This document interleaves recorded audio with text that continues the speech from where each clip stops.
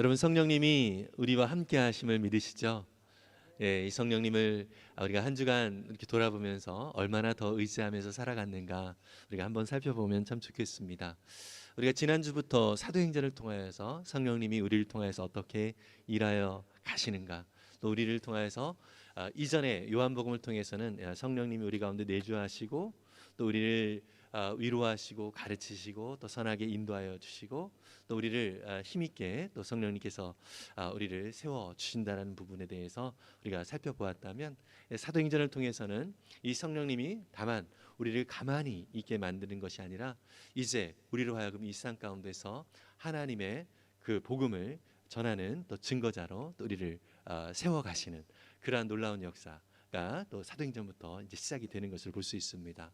이제 성령님은 우리를 위로하고 또 우리를 새롭게 하실 뿐만 아니라 그렇게 새롭게 되고 또 새롭게 성령님과 함께 교제하면서 힘을 얻은 우리가 이제는 사명을 따라서 이 땅 가운데서 밖으로 나아갈 수 있도록 인도하시는 성령님이시다라는 것을 우리 사도행전을 통해서 배우게 되는데요.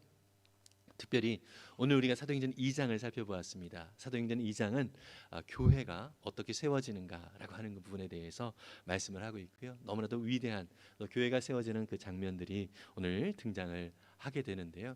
여러분, 사실 교회가 세워졌을 때 그 마가의 다락방이라고 하는 사람들 120명이 함께 모여서 그곳에서 모여서 성령 약속대로 성령이 오심을 또 기다리면서 기도를 하고 있는 그런 상황입니다.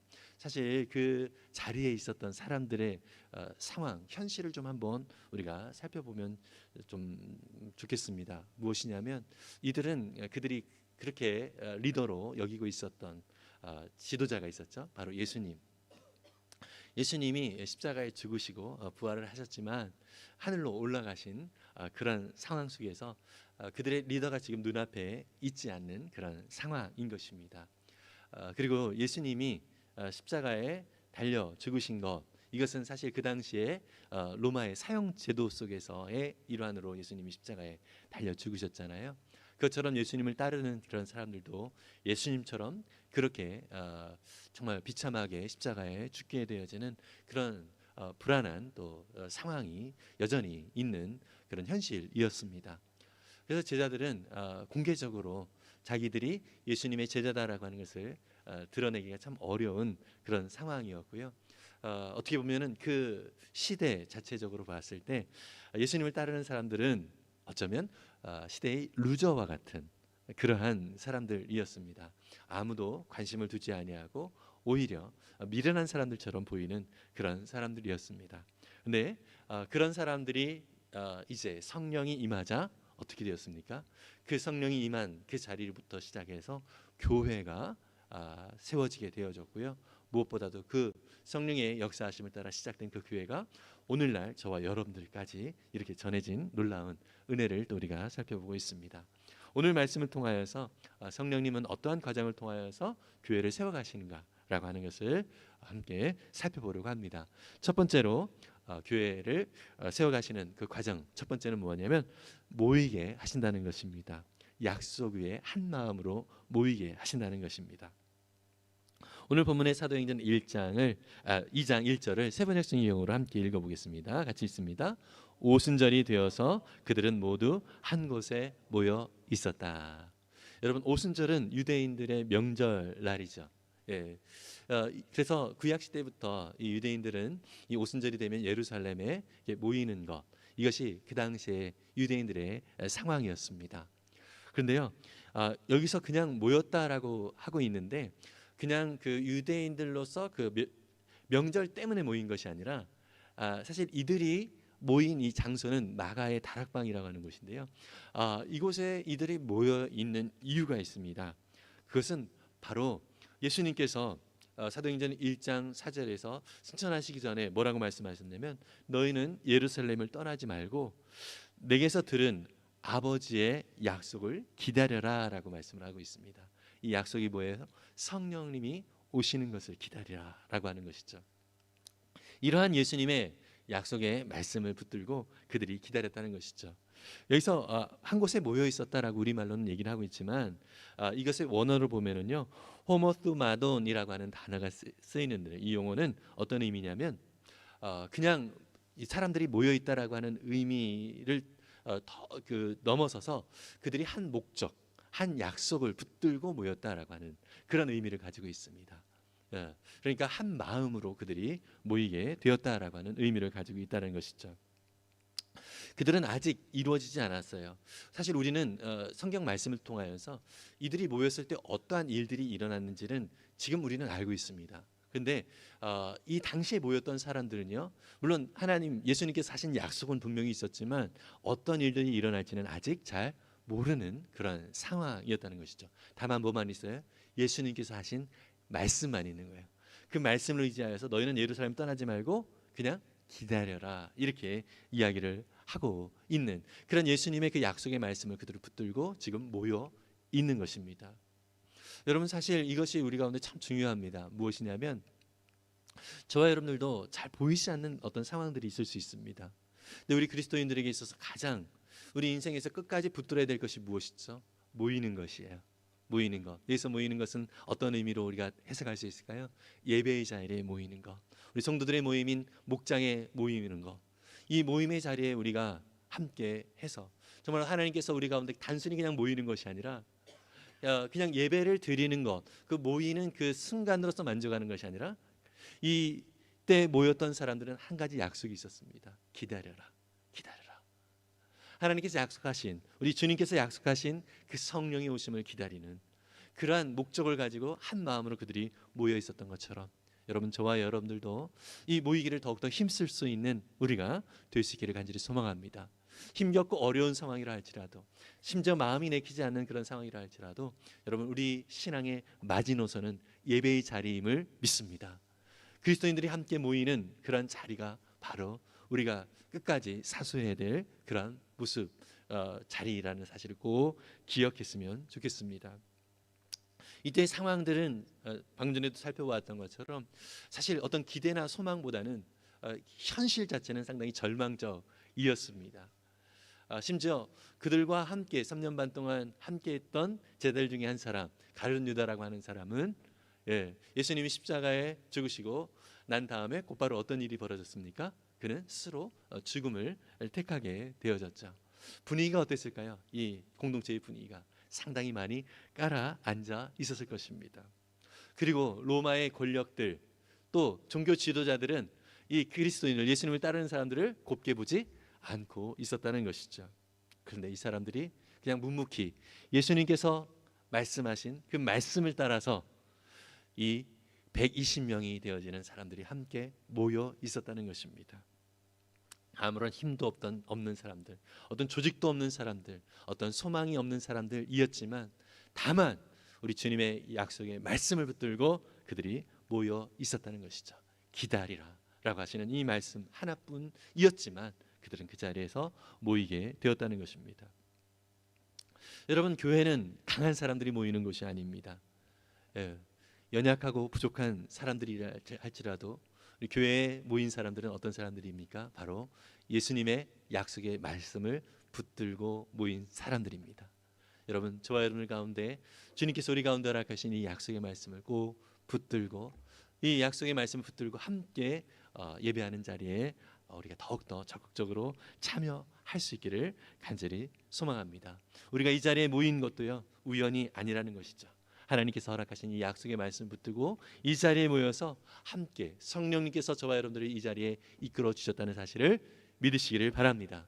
그리고요, 우리 교회가 더욱더 계속 한 마음으로 이렇게 함께 모이는 것은 어떤 좋은 것이 있어서가 아니죠. 다만 약속의 말씀을 붙들고 이 자리에 모이게 된 것입니다. 살아계신 하나님께서 저와 여러분 붙드시기에 이 자리에 저와 여러분들을 보내셨다는 사실을 기억하면서 더욱더 흔들림 없이 주님을 더욱더 의지하며 더욱더 모이기에 힘쓰는 우리 모두가 될 수 있기를 간절히 소망합니다.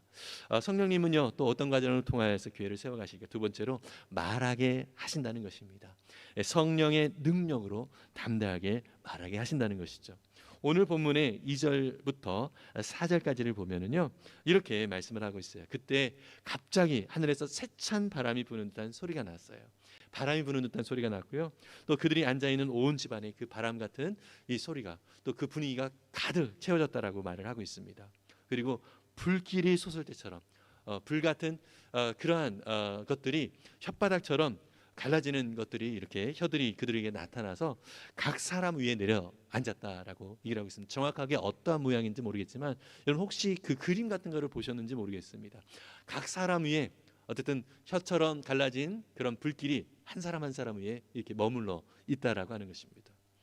예, 여러분 모여 있을 때, 약속대로 모여 있을 때 진짜 우리 주님께서 약속하신 대로 성령이 각 사람 위에 이렇게 임하게 된 것을 우리는 볼 수 있습니다. 여러분 이 자리도 우리 각 사람들 가운데 성령께서 함께 임하심을 믿습니다. 바람 같은 이 성령님이 또 불 같은 이 성령님이 저와 여러분들을 사로잡고 있음을 믿습니다. 우리 4절에 보니까 그들은 그러한 상황들 속에서 모두 성령으로 충만하게 되어서 성령이 시키시는 대로 각각 방언으로 말하기 시작했다라고 말하고 있습니다. 여러분 여기서 참 중요한 것이 있습니다. 그들이 말하기를 시작했는데 그냥 자기들이 하고 싶은 말을 한 것이 아니라 성령님이 시키시는 대로 말을 했다라고 말씀하고 있습니다. 여러분 성령님이 이미 저와 여러분 가운데 있음을 믿느냐라고 제가 서두에 질문했을 때 여러분 아멘으로 화답했습니다. 우리 성령님이 우리 가운데 계심을 다시 한번 믿으십니까? 아멘. 여러분 그렇다면 우리의 모든 말과 우리의 모든 행동과 또 우리의 모든 생각을 주관하시는 분도 우리 성령님이심을 믿습니다. 여러분 이 당시에 모든 사람들이 함께 모였던 사람들이 성령님이 말하게 하심을 따라 성령님이 시키심을 따라 그들이 그대로 순종하면서 말을 하게 된 것입니다. 내가 이런 말을 해야지 결단해서가 아니라는 것이죠. 이것이 참 우리의 삶에도 참 중요하다는 것이죠. 오직 정말 우리의 행동과 우리의 말과 우리의 모든 생각들이 성령님께서 허락하신 것인가 라고 하는 것을 늘 생각하면서 사는 것, 이것이 바로 그리스도인들의 삶이라는 것입니다.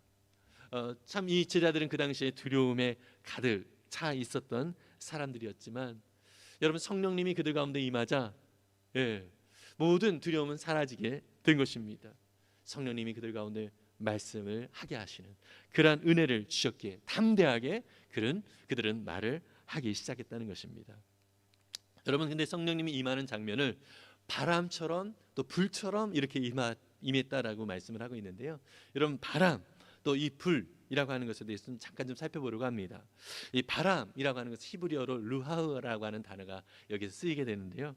이것은 무슨 얘기냐면 생명의 능력을 의미해요. 바람은 생명의 능력. 여러분 특별히 이 루하흐라는 단어가 쓰여진 뭐 많은 곳이 있지만 특별히 에스겔서 37장에 보면은 에스겔 골짜기에 마른 뼈들이 있습니다. 마른 뼈들이. 소망이 없는 뼈들이 다 죽었죠. 그죠? 죽은 것으로 끝난 것이 아니라 한참 지났어요. 뼈들만 있는 거니까. 아무런 소망이 없는 그 뼈들이 어떻게 돼요? 이 루하우 성령의 바람이 임하자 어떻게 합니까? 이 뼈들이 결합이 되어지고 또 살이 붙게 되어지고요. 또 이들이 군대를 이루게 되어지는 것을 볼 수 있습니다. 아무런 소망이 없는 그 뼈들이 이제 하나님의 군대를 이루게 되었다는 것입니다. 여러분 바람은 이 성령의 바람은 저와 여러분들 가운데도 이미 임했음을 믿습니다. 우리의 상황들 속에서 마른 뼈들과 같은 그런 아무 소망이 없는 그런 상황이라 할지라도 성령님의 바람이 우리 가운데 임할 때에 여러분 하나님의 군대가 세워진 것처럼 우리의 모든 삶 가운데 우리의 힘이 아니라 성령님의 역사와 능력이 우리를 통하여 나타날 줄 믿습니다. 이런 은혜가 저와 여러분 가운데 이미 주어졌다는 사실을 믿으시기를 바랍니다. 이런 불처럼 또 성령님이 임했다라고 합니다. 이 불이라고 하는 것은 어떤 의미를 가지고 있죠? 하나님의 임재와 또 우리를 정결케 한다라는 의미를 가지고 있습니다. 여러분 이스라엘이 출애굽을 하면서 또 그 과정 속에서 모세에게 나타나셨을 때 또 이스라엘에게 나타나셨을 때 하나님이 불과 같이 나타나게 되어지는 것을 볼 수 있습니다. 특별히 또 이사야 선지자가 이사야 6장에서 그를 하나님께서 부르실 때 참 두려워했습니다. 나는 하나님을 뵙기 때문에 그 당시에는 하나님을 직접 본 것은 거룩한 하나님을 거룩하지 않은 죄인인 인간이 보게 되어진다는 사실을 이것은 있을 수 없는 일이라고 생각했거든요. 만약에 그런 일이 일어나면 어떤 상황이 벌어진다고 생각했냐면 죽게 된다라고 생각을 했어요. 이사야 선지자도 하나님을 보았기 때문에 불결한 자가 거룩한 하나님을 봤기 때문에 나는 죽게 되었다 이렇게 말을 했습니다. 그때 하나님께서 그 가운데 불같이 임하셔서 어떻게 합니까? 그 혀를 찢으죠. 예. 그러면서 그를 정결하게 만드십니다. 그의 입술을 정결하게 만드시면서 이사야를 통하여서 이스라엘 백성들에게 하나님의 말씀을 증거하는 자로 세워가시는 것을 볼 수 있습니다.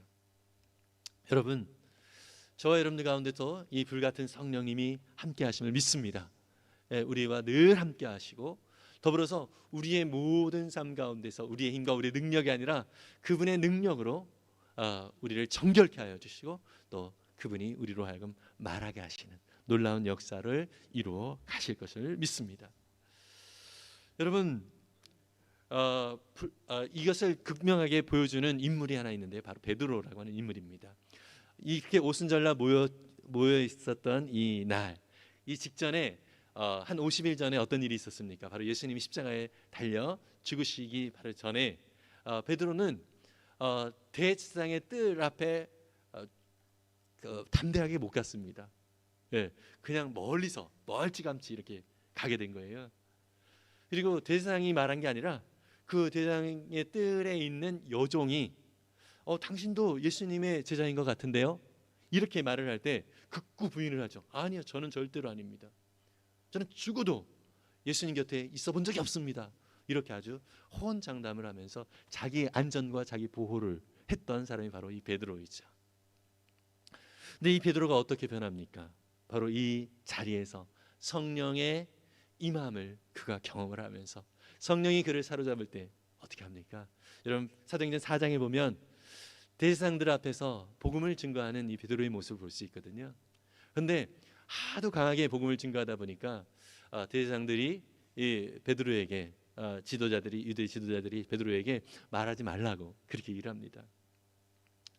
그런데 이 베드로는요, 그 사람들 앞에서 하나님께서는 여러분이 십자가에 못 박은 이 예수를 주님과 그리스도가 되게 하셨습니다라고 담대하게 선언을 하면서 하나님이 내게 주신 이 말을 나는 사람들의 말을 따르지 않고 하나님의 말씀을 따르면서 살겠다. 어찌 내게 주신 이 말씀을 전하지 않겠는가 하면서 담대하게 그 여정 앞에서도 두려워하면서 절대로 아니다라고 했던 이 베드로가 이제 성령이 임하다 보니까 세상의 그런 위협 앞에서도 담대하게 복음을 위하여 자기가 살겠다라고 이렇게 선언을 하고 있는 것을 볼 수 있습니다.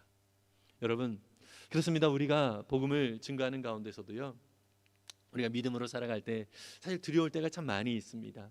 그렇지만 여러분, 우리 안에 성령님을 의지하면 성령님께서는 우리로 하여금 담대하게 복음을 증거하는 자로 세워질 줄 믿습니다.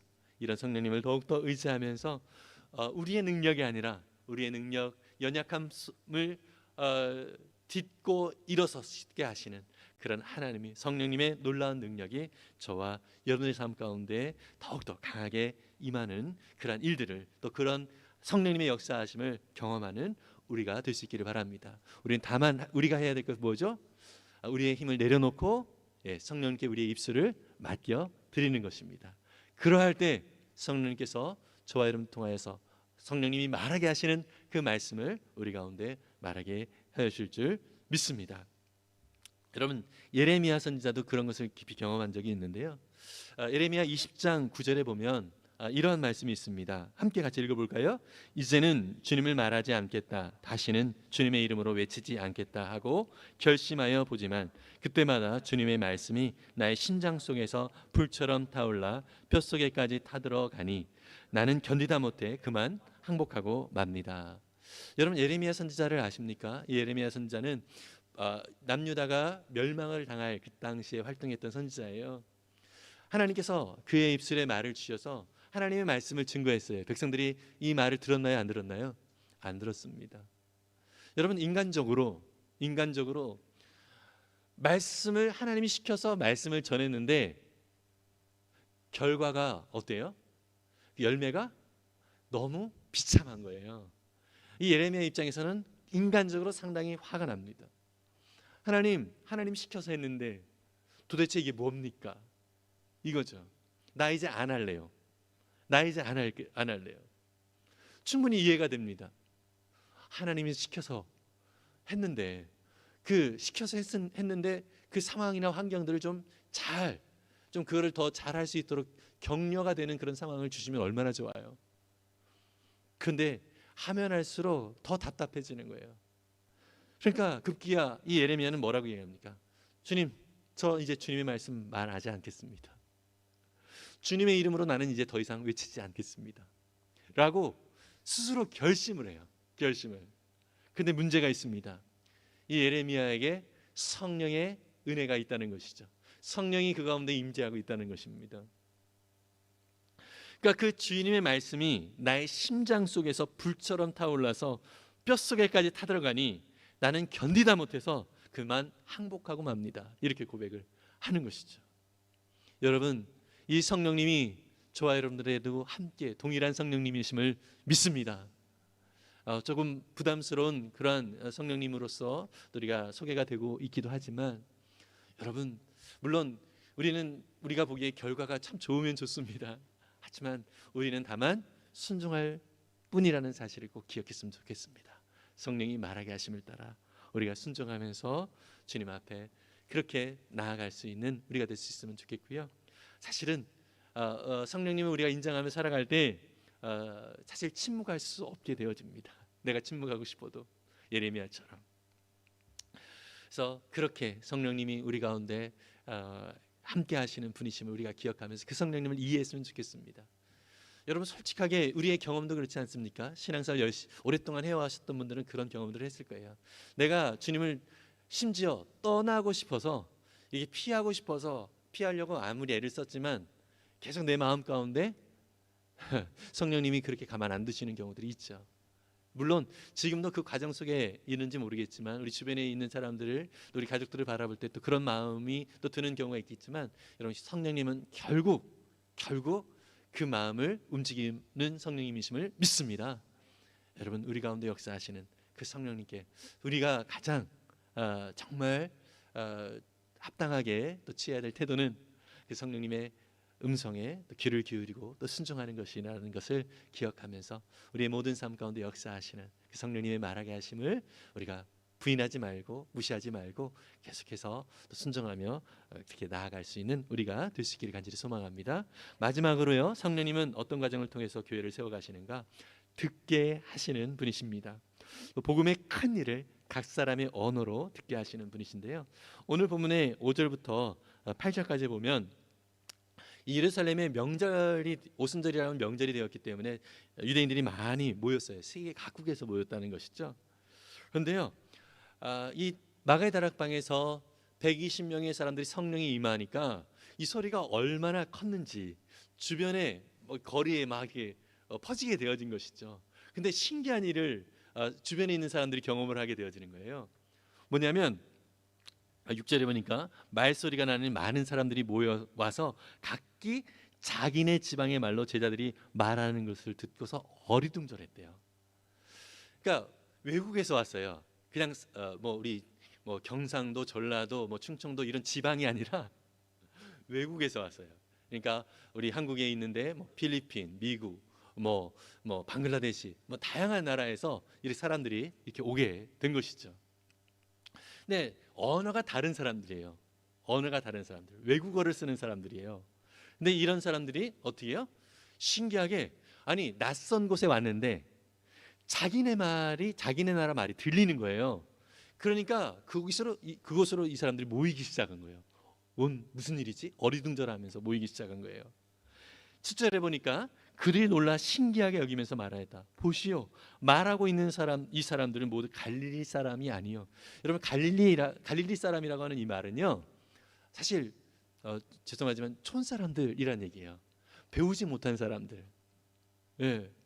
이 사람들은 그 당시에 지식이 없어서 또 배우지 못해서 외국어를 배울 수 있는 그러한 실력자들이 아니라는 거죠. 그런데 이 사람들이 지금 외국 사람인 자기의 말을 한다는 것이에요.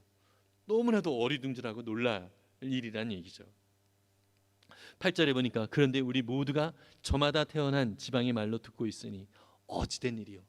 사람들이 외국에서 온 이 사람들이 다 모여들어서 이 상황들을 보게 되는 것이에요. 이 오순절 사건이 바로 이렇게 놀라운 측면이 바로 여기에 있는 것인데요. 말은 하나이지만 다른 곳에서 왔던 문화와 상황들이, 그 배경들이 다 다른 사람들이 각각 자기에게 익숙한 대로 그 말을 들었다는 거죠. 예.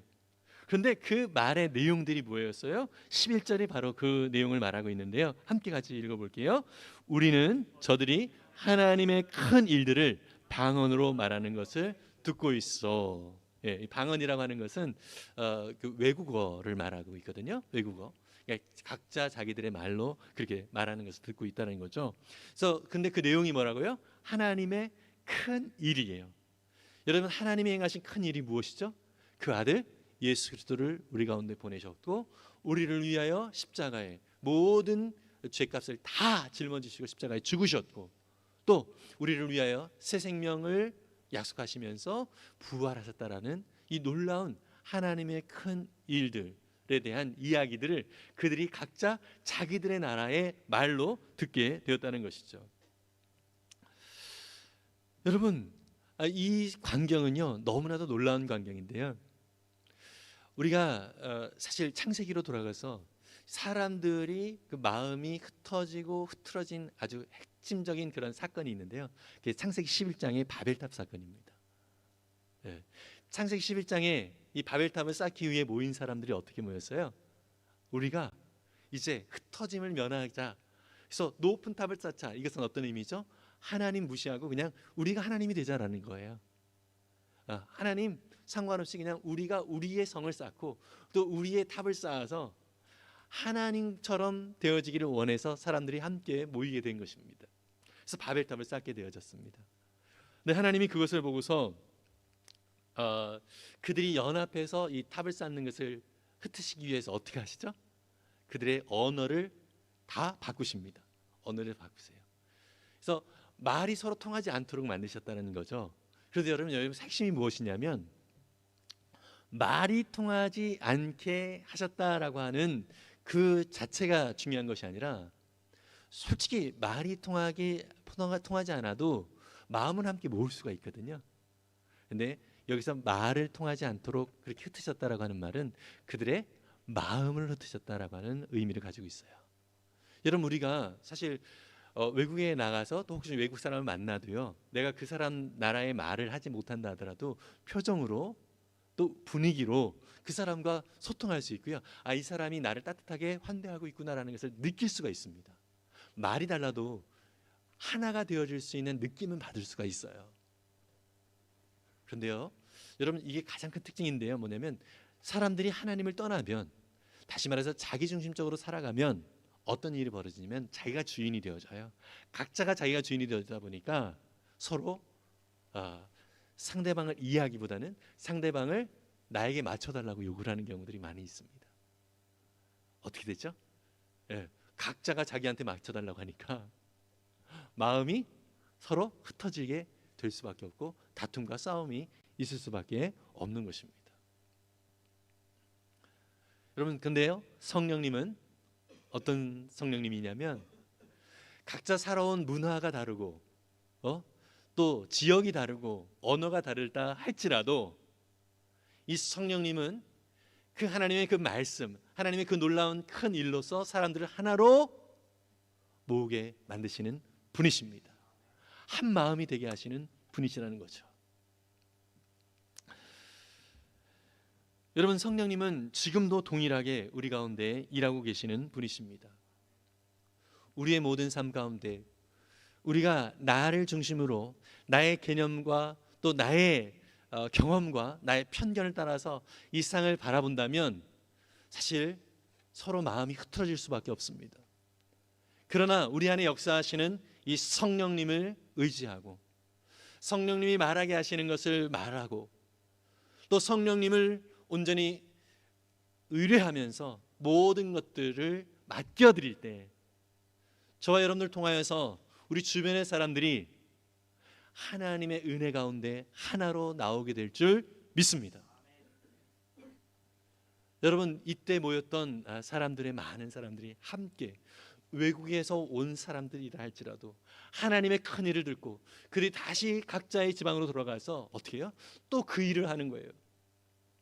그들이 있는 그 문화와 또 언어가 다른 그곳에 흩어져서 하나님께서 경험케 하신 이 성령의 하나 되게 하시는 놀라운 일들을 그들이 또 성령님을 의지하면서 그렇게 교회를 세워가는 놀라운 역사를 이루는 것을 우리는 그 이후에 살펴볼 수 있습니다.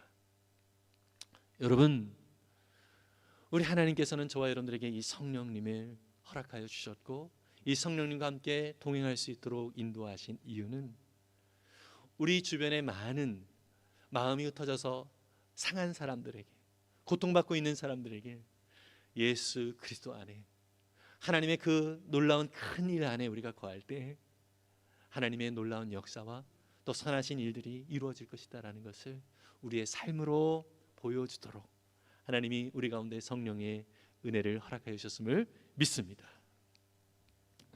여러분, 찰스 콜슨이라고 하는 분이 있습니다. 그리스도인이 이제 어떻게 살 것인가라고 하는 아주 두꺼운 책을 쓴 사람인데요. 사실 이 사람은요, 미국의 그 닉슨 대통령이 있을 때 그 수석 보좌관으로서 권력의 아주 정점에 있었던 사람입니다. 그런데요, 워터게이트 사건을 통해서 결국 1974년에 감옥에 수감이 되어지게 됩니다.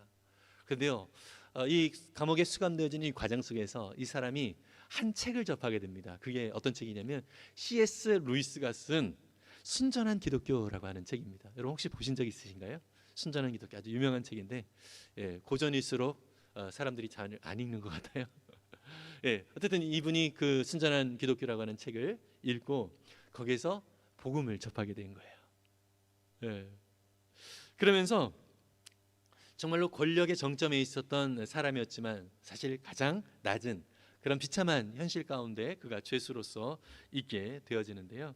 그 속에서 더욱더 하나님을 더 깊이 알아가게 되고 또 말씀을 더 깊이 또 배우게 됩니다. 그리고 그가 교도소에서 출소를 한 다음에 그는 한 단체를 만들게 되어지는데요. 그게 뭐냐면 교도소 선교회예요. 정말 교도소에 있다 보니까 그 속에서 상처받고 또 많은 아픔 속에 있는 그 사람들의 현실을 또 보게 된 것이죠. 그래서 평생 그 교도소 선교회를 통하여서 교도소에 있는 죄수들을 함께 지내면서 그들에게 복음을 전하는 그러한 일들을 하게 되어지는데요. 그는 이렇게 말을 합니다. 감옥에 있는 사람들은 교회에서 쓰는 언어들을 알아듣지 못합니다. 그들은 수치와 절망의 언어로 말합니다. 그 언어로 복음을 전할 때 비로소 그들은 듣습니다. 여러분, 찰스 콜슨은 감옥에 들어가기 전에는요 고위 측의 사람들의 말을 썼어요. 그 사람들이 통하는 말들만 썼습니다. 그러나 정말로 감옥의 이 경험을 통하여서 그는 오히려 낮은 자의 말들이 무엇인지를 뼈저리게 또 느끼게 되었고요. 또 그 자리에서 또 그것을 또 배우게 되었습니다. 그리고 무엇보다도 그가 그 경험이 결국 많은 낮은 자리에 있는 사람들에게 복음을 증거하는 복의 통로로서 그가 사용되어지는 놀라운 역사가 일어난 것을 우리는 볼 수 있습니다. 여러분, 저와 여러분들의 삶의 모습을 한번 돌아봤으면 좋겠습니다.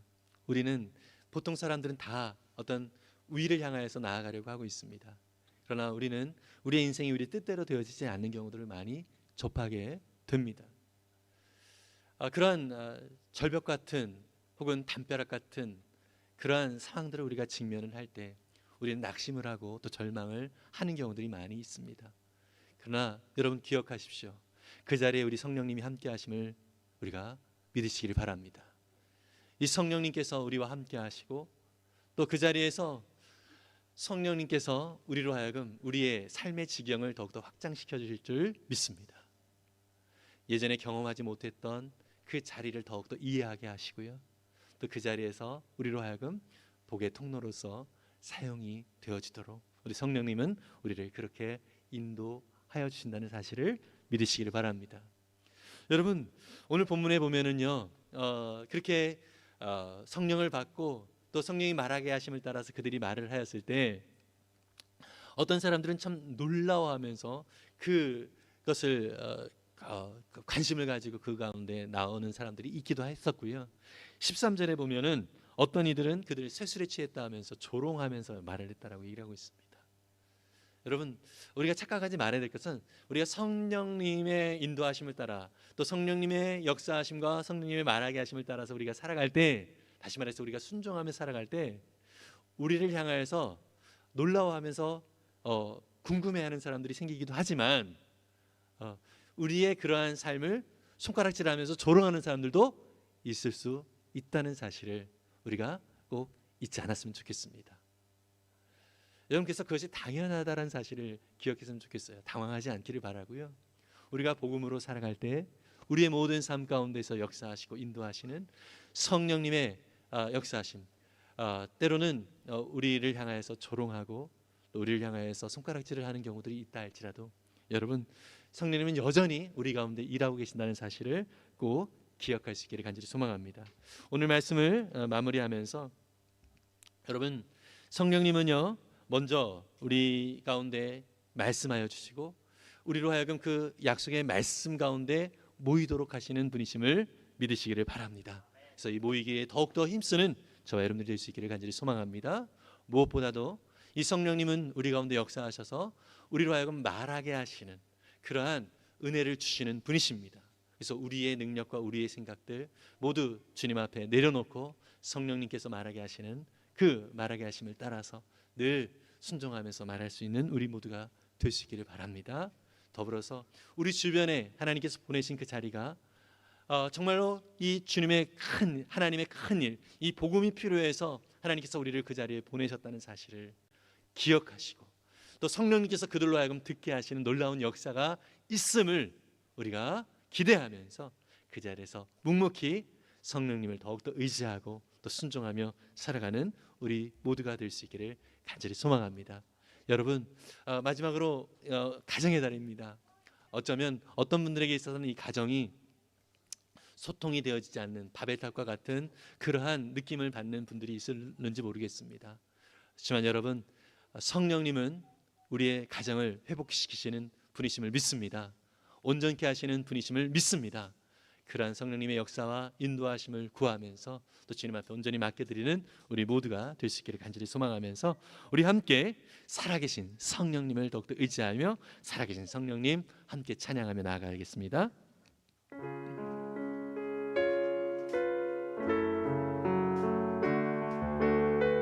살아계신 성령님 날 붙드소서.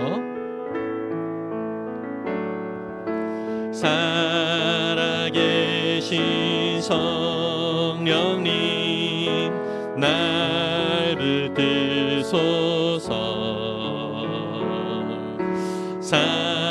살아계신 성령님 날 살피소서.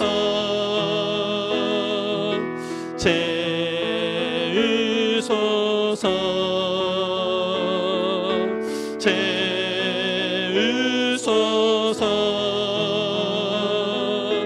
성령 하나님 새롭게 하소서. 채우소서. 채우소서. 채우소서.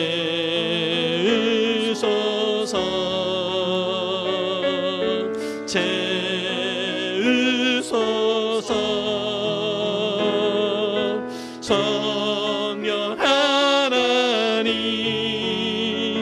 새롭게 하소서.